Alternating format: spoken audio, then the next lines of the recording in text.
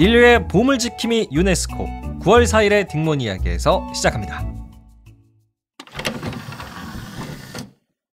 안녕하세요, 딩몬입니다. 여러분 편안한 주말 보내셨나요? 우리 청취자 경이로운 절미님께서 이번 주말에 딩몬 이야기 또 정주행해 주셨다는 댓글 남겨주셨는데요. 너무 뿌듯합니다. 자, 그래서 오늘도 아주 특별한 역사 이야기 제가 준비해 왔는데요. 오늘 이야기 주제의 정체는요, 감히 역사 세계관의 슈퍼 인플루언서다, 이렇게 말할 수가 있는 존재예요. 예를 들어서 이곳이 인정을 딱 해주잖아요. 그러면 관광객 수천 명, 수만 명, 아니 수십만 명이 몰릴걸요? 그만큼 엄청난 신뢰도를 갖고 있는 곳입니다. 자, 이곳의 정체는 1946년 탄생한 유네스코입니다. 네, 유네스코는 세계의 유산을 지정하고 또 관리하는, 즉 인류의 보물을 담당하는 곳이죠.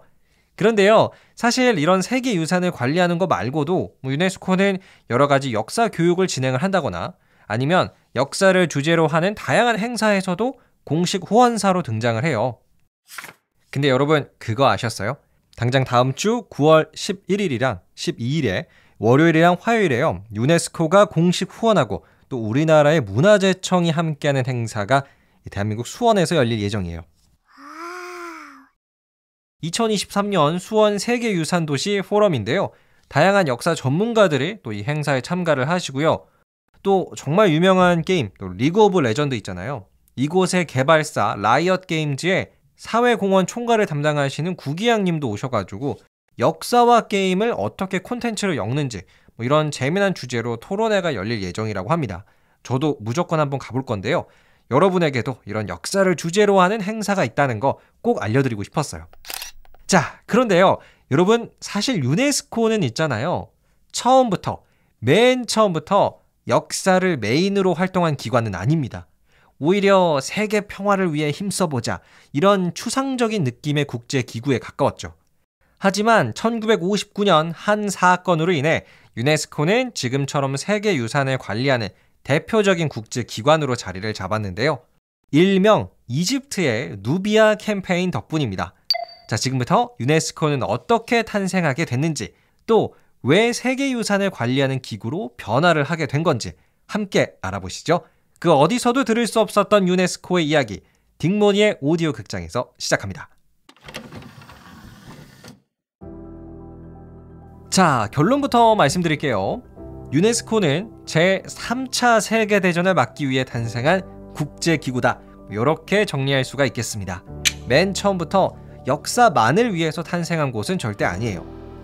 1900년대가 시작을 하고 우리 인류는 두 번의 큰 전쟁을 치렀죠. 1차 세계대전이랑 2차 세계대전인데요.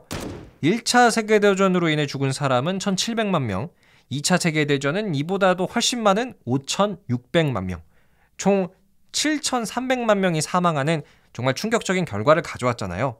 그러다 보니까 2차 세계대전이 끝날 즈음에는 오히려 많은 사람들이 이런 생각을 했대요. 2차 세계대전은 어찌어찌 끝나가는데 이거 곧 3차 세계대전 시작하는 거 아니야? 그쵸, 인류는 3차 세계대전이 시작될지도 모른다, 이런 두려움 속에 하루하루를 살아야 됐어요. 하지만 이런 상황을 가만히 지켜만 보고 있지는 않았습니다. 1945년 다양한 전문가들이 머리를 맞댔어요. 그리고 이들은 진정한 평화를 위해서 국제기구를 만들기로 합의를 하는데요. 이게 바로 유네스코입니다. 그 평화를 위한 국제기구가 총 20개국의 연합으로 처음에는 시작이 됐고요. 대표적으로 미국, 영국, 프랑스, 그리스, 인도, 호주, 캐나다, 이런 나라들이 참여를 했대요. 자, 이렇게 1946년 창설된 유네스코의 총 책임자이자 첫 번째 총장은 영국의 줄리언 헉슬리라는 사람이 맡았어요. 근데 이분이 남기신 말이 참 가슴속에 깊은 울림을 줍니다. 이렇게 말씀을 하셨어요. 우리 인류는 그동안 서로의 방식과 삶에 대해서 전혀 관심이 없었고 알지도 못했다. 그리하여 많은 이들의 마음속에 서로에 대한 의심과 불만이 가득 찼고 그것은 거대한 전쟁으로 결국 이어졌다. 네, 아주 공감이 가는 말이죠. 그래서 유네스코는 어떤 전 인류적인 교육 그리고 공헌 등을 통해서 각 나라 혹은 국민들이 서로를 이해하고 이로 인해 세계 평화를 만들어 보고자 했어요. 뭐 지금 2023년까지 아직 세계 3차 대전 없잖아요. 그래서 유네스코가 목적을 달성했다, 이렇게도 볼 수가 있겠죠. 자, 그렇다면 이제 이런 이야기 한번 해보겠습니다. 유네스코는 왜 지금처럼 세계유산을 지정하고 또 관리하는 일을 시작했을까요? 그 원인은 누비아 캠페인 덕분입니다, 여러분. 혹시 들어보셨나요? 누비아 캠페인? 이게 어떻게 된 거냐면요. 때는 1950년대에 이집트의 국왕을 몰아내고 쿠데타로 대통령이 된 나세르 대통령이라고 있었어요. 이분은 아랍 세계의 지도자, 다시 한번 이집트를 강대국으로 만든 지도자라는 사람으로 평가를 받는 분이신데요. 사실 이런 나세르 대통령은 이집트 나일강에 좀 잦은 범람을 막기 위해서 강의 수위를 조절할 수 있는 댐, 일명 아스완 댐을 지으려고 했었습니다. 자, 그런데 이 나일강에 댐을 지으려면 나일강 상류 즈음에 인공 호수를 만들어야 됐대요. 근데 문제가 뭐였냐면 이 인공 호수를 지어버리잖아요. 그러면 이집트 역사에서 정말 중요한 유적지 람세스 2세 신전을 포함한 누비아의 유적지가 물에 다 잠겨버리는 거예요.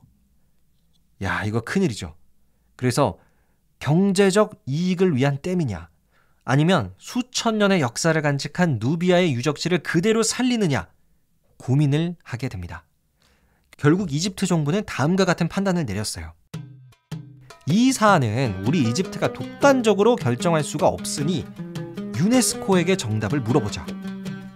그래서 1960년 유네스코는 이 누비아의 유적지를 어떻게 해결할 것인가에 대한 공식 회의를 개최를 합니다.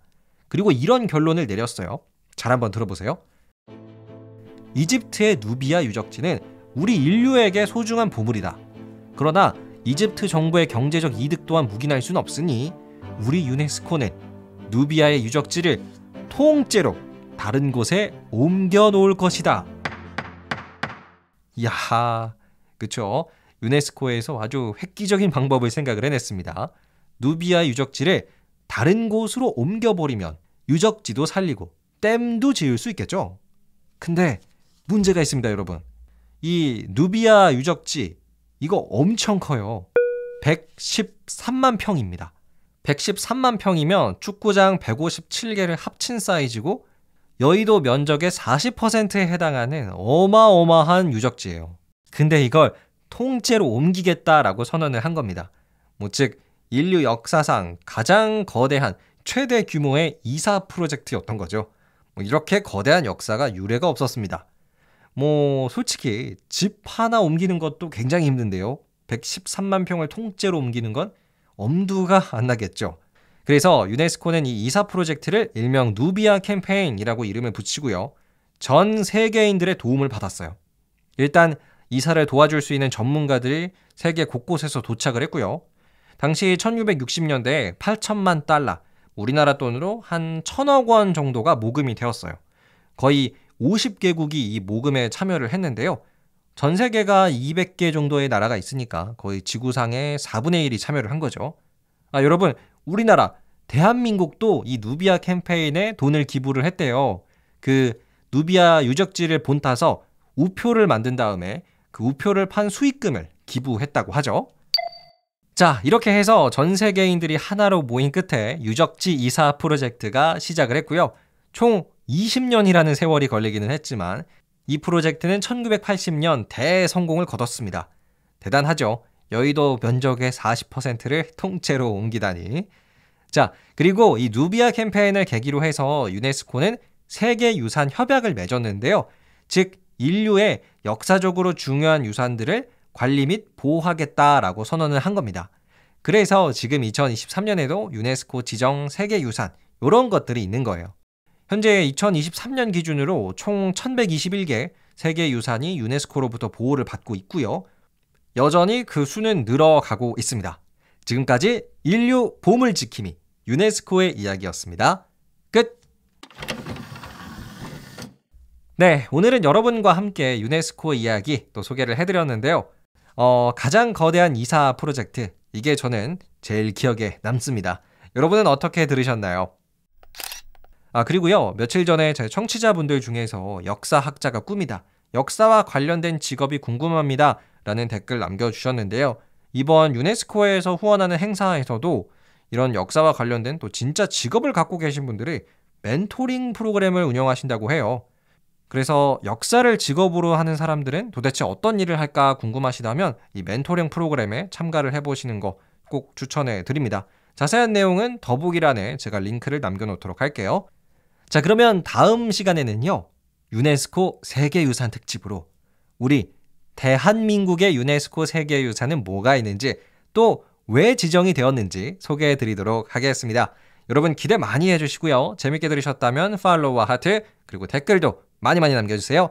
지금까지 역사와 함께하는 딩몬이었습니다. 감사합니다.